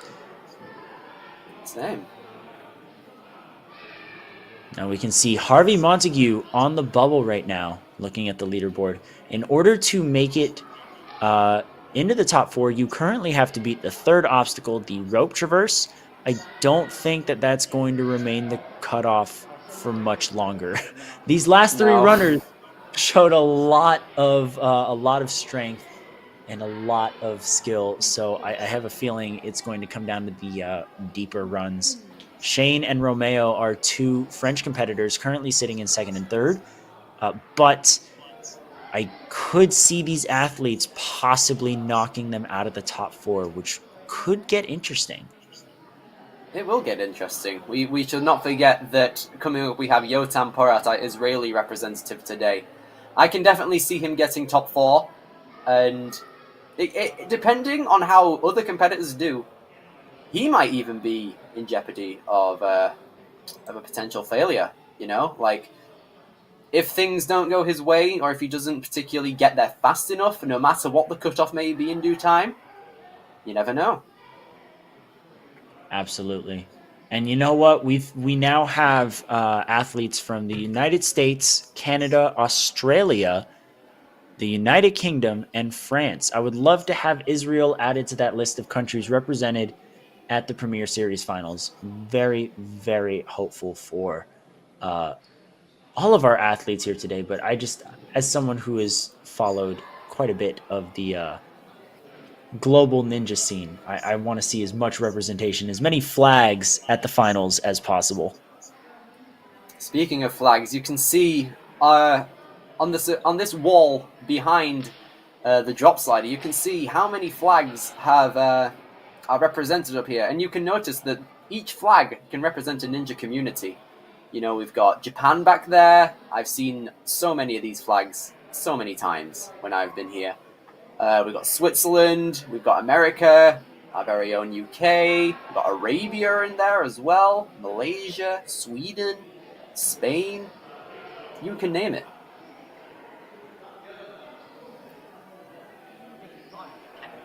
And now we take it back to the starting line for Matthew Clark. Now this guy, he shows a poker face throughout his runs. Absolutely just calm, not under pressure at all. Just here to do his thing.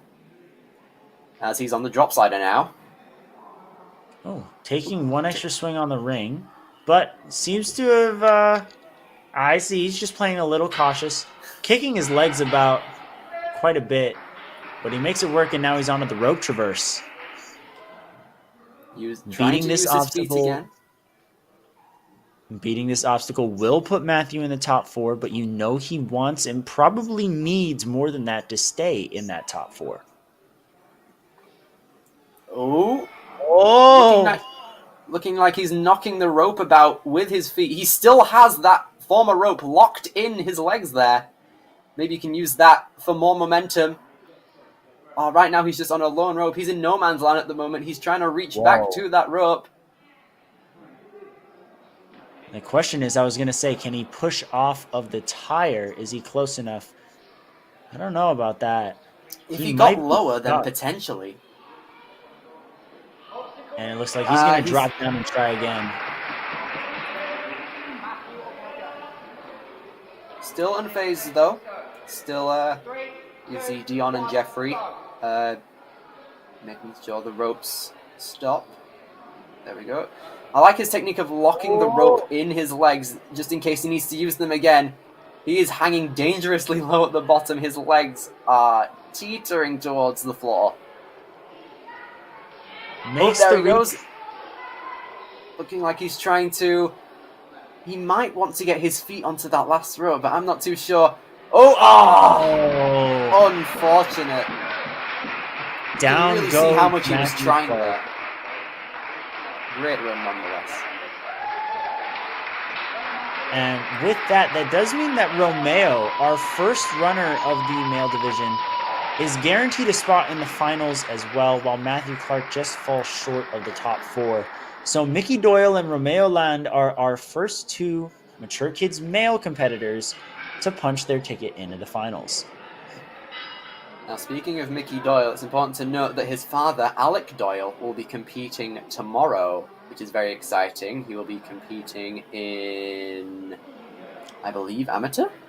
The amateur division, that's right. Yes, so hopefully, if things go in a great way, we will see both Mickey Doyle and Alec Doyle punch their tickets to Brooklyn for the Premier Series finals, which will be poetic. Absolutely. They'll have even more reason to go out there and compete. They'll have twice the reasons. I'm just waiting for some timer resets and whatnot, but we are going to take it back to the starting line for Yotam Porat, our Israeli ninja, making a big journey out here.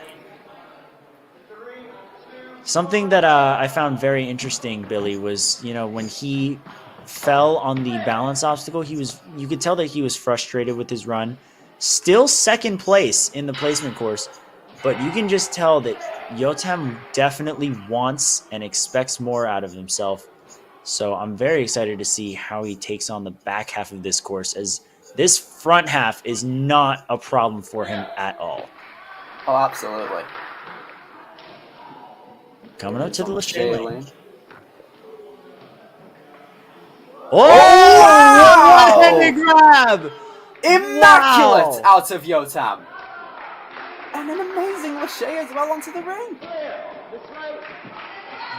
Masterclass. He positioned his legs forward so he could really follow through on his swing there. And he's just strolling through the shuriken. Wow. A very impressive run so far. This does put him in the top 4 for the time being. Going to see... if you can get any further than top 4... I would very much like to see a buzzer. Being on pace to do so, he does not seem tired at all, not breaking a sweat with 2 minutes 40 left on the clock. He has the wingspan for the pole grasper.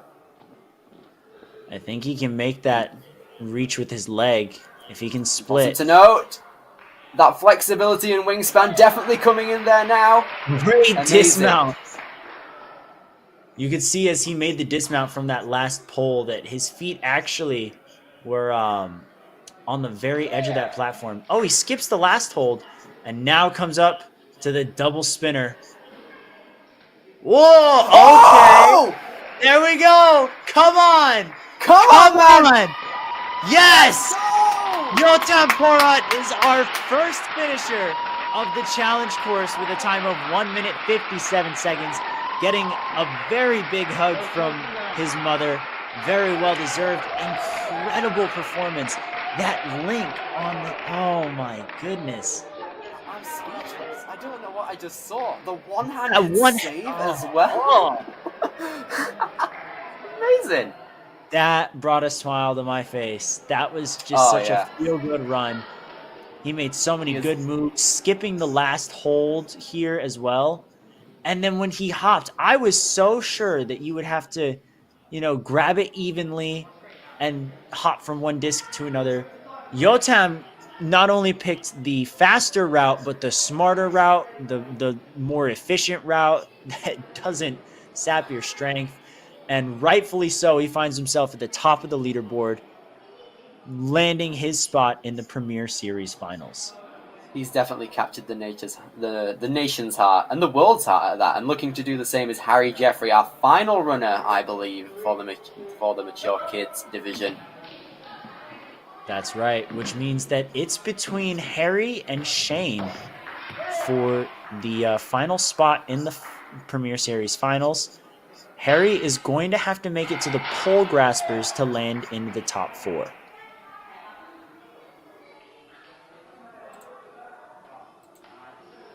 Traverse. Yes, not using his legs, meaning that he can definitely get through faster.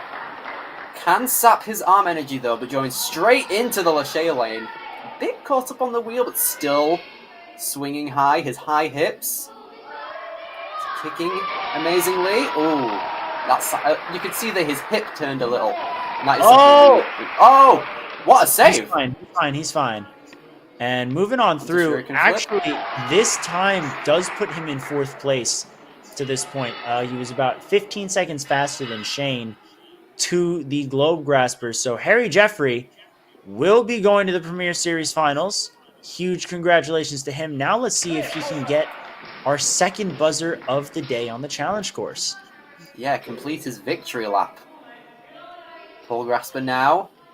He does seem like a taller contender in the Mature Kids division, so using that flexibility and wingspan to his advantage. Dropping down safely, now onto Hanging Alley. Ooh, an interesting backward grab there. But he's able to sail right through, does it again, and is now on a double spinner. Saw Yotam's... Oh, yes! Yes, using the same technique, but now has to get that dismount. He may need to just readjust his grip slightly if he wants a neater dismount. It's not impossible at this position, but it is considerably harder. Oh, there it is. He's got it locked in. Oh. No, he's coming undone. He had it under control for a bit. Important to note, he hasn't used any retries yet either. And spins out. It seems okay. Doesn't seem that shaken up. But definitely on that last grab, on that last disc, if you're not going to get off in the first 1 or 2 swings like Yotam did, it's definitely important to grab it evenly. And that's not something Harry's doing right now. He's spinning around once again. He's going to reset. Nice 1 minute there, shaking out. Still potentially shooketh from that fall. Oh. Tried to go for it. Though, incredible. Absolutely incredible. That will put Harry in 2nd place today with a time of 1 minute 38 seconds to the final obstacle. We will be seeing him in Brooklyn. And again, look at how much height he had on that Lachey. What an incredible movement. Not to mention his strategy on just hanging, you know, and even with that is also a smart decision as well. The going back to the original platform, an expert decision there to try and regain a bit of energy and also just shake out a bit, make sure that you are just overall in a good position to attempt the obstacle. And with that, I believe concludes the Mature Kids division. That's right. Congratulations to our top 4 athletes in the Mature Kids male division qualifying for the finals. Romeo, Mickey, Harry, and Yotam, adding more incredible athletes from all around the world to our increasingly stacked roster for the Premier Series finals. I do want to take a look at Yotam's run again. So crazy. Our first clear on the challenge course, hopefully the first of what will be many in future divisions. But that one-handed grab and oh my goodness, the poise that he showed skipping this final rope, that final cliff hold, I mean, and the perfect dismount off of the double spinners. I'm still speechless about this run. Absolutely. And then, of course, on the Mature Kids female side of things, we have both Amore and Maya advancing to the finals, with Maya sweeping both the placement and challenge course. Maya had an incredible run, showing us that it was possible to get to the very end of the course, breaking through many of the crux points that we were nervous about at first. Oh, yeah. Like, we saw in the kids division, no one made it past the flywheel, and Maya did. And not just that, but making it through all of the other obstacles as well, but just a bit hung up on the final obstacle, but using her retries to her advantage during that run. Absolutely. The challenge course Definitely shows what these athletes are capable of, and it shows a great amount of skill. You can catch even more skill from the preteen division today at 10:30 a.m. Eastern Standard Time, 3:30 p.m. British Standard Time, and then we continue tomorrow with our last three divisions. The amateur division will be Sunday morning, 9:30 a.m. British Time, 4:30 a.m. Eastern Standard Time. The teen division will be at 2 p.m. British Time, 9 a.m. Eastern, and the Elite Division will be rounding us off at 5:30 p.m. British Standard Time, 12:30 p.m. Eastern Standard Time. Billy, the Elite Division has so many good athletes, including two people that you know very well. A mutual friend of ours by the name of Hollis Lansford is going to be making an appearance in the Elite Division, but he's going to be stopped by none other then, well, you'll find out. But take a look at Hollis here. Tell us what you know about Hollis. You trained with him quite a bit. Yeah, Hollis Lansford, a great friend of both of us. He's just perfect. I think he's as close as you can get to a perfect ninja. He strives in every single category you can think of, in any strength, and his home course as well.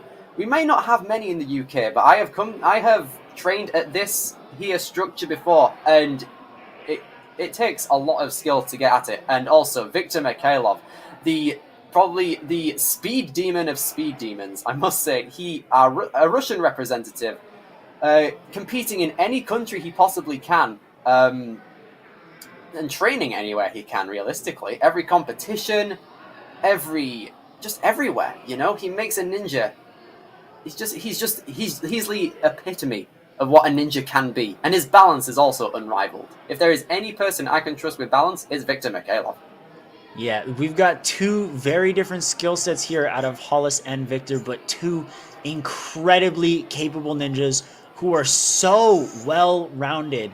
If you take a look at Victor's speed, I mean, the speed is there, but also just the general strength on both of these athletes is insane. Every time I see either of these ninjas on Instagram, they are working on a completely different move from the week before, or in Victor's case, he's in a completely different country learning from the best athletes from their respective communities as well. It's insane. Look at these stats as well. 100% on balance obstacles, 100% clear rate on climbing and campusing obstacles, moving with obstacles. We saw a lot of batarang movements from Hollis. Those types of obstacles are his specialty. It's that generating swing, the Lachey obstacles. Now, I don't know if that number is accurate. What do you have to say about the Lachey obstacles and their Lachey skill, Billy? Well, if there's something I need to say, is that they can both Lachey and generate swing incredibly easily. And the thing is as well, both of these guys, they are incredible. And just like one thing I can attest to is the climbing stat, incredible. Hollis, like I need to talk about their backgrounds here. Hollis, he works at a gym called Agility, which he works at all the time. Just a quick speed. He is basically a speed course galore. And Victor, he's a sculptor in his free time, which makes him just delicate both with his sculptors and on the course. And basically any day now, especially in recent times, not only does he go to any country he can, but he also boulders and goes to climbing gyms a lot more now. So he's got that ninja experience, but he also wants to explore his skill in climbing, which is something I very respect. I'm very excited to see these two athletes face off against more of Europe's best elite ninjas. So be sure to stick around because, again, the preteens will continue in just an hour and a half. And then tomorrow you'll catch Hollis, Victor, and many more incredible ninjas like our very own Billy Dixon in the amateur division, and then the teens and elite. Thank you all so much for sticking around in the chat. We'll see you back in an hour and a half with the preteen division. Thanks for watching.